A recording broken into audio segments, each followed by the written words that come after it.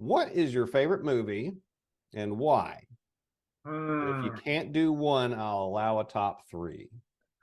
My favorite movie. Yeah, that's hard for me because I do, I like a lot of different things for different reasons.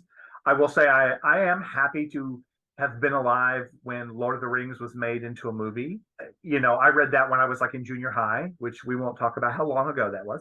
But you can do the math since I'll be 52 this year. I'm not doing the math. But I'm not doing it for you. I'm too close to that number. Yeah. Right. See, so no, having read that so long ago to see it again, I don't care. I'm not one of these people who, oh, you didn't follow it to the. Who cares?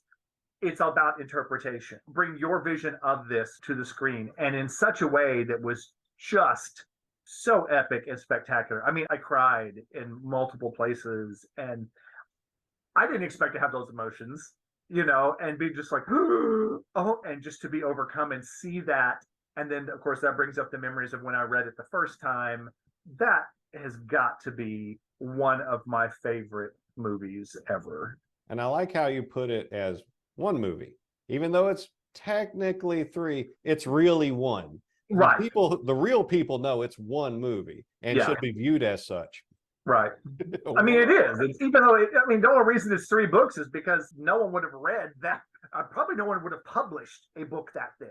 That was the issue. So it had to be broken up. And I tell you, that is such a good choice too, because I came at it from quite a bit of a different angle than you, because you said you loved the books. I tried reading them a few times and I just abhorred how Tolkien wrote them. And like Tom Bombadil, talk about undercutting your threat. Screw that guy. And like every other page, they're breaking into song. And I'm like, is something going to happen? Whereas The Hobbit, I liked because it was succinct. It was a discrete story. And then they butchered it in the movies.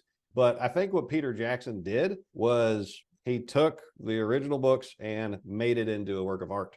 Yeah. He realized the potential of what this story could have been without all the little self-indulgent digressions Tolkien was doing along the way. And I think it's easily one of the best movies ever made, if not because the totality of the world he built, how hard he delivered on the vision of what he had. I don't know what he could have done better.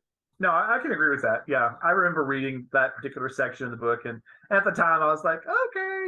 And it was only later when I was sort of older and had like a little more actual literary criticism ability to go, what the hell was all that? Exactly. Like, what? I honestly, I think maybe he had maybe sort of like a drug-induced episode, maybe. And he just happened to be high and writing, and that's what came out. And then somehow it got left in. Makes as much sense as anything else. I mean, I suppose we could write Christopher Tolkien and ask him, but I don't think he'd like that. Probably not.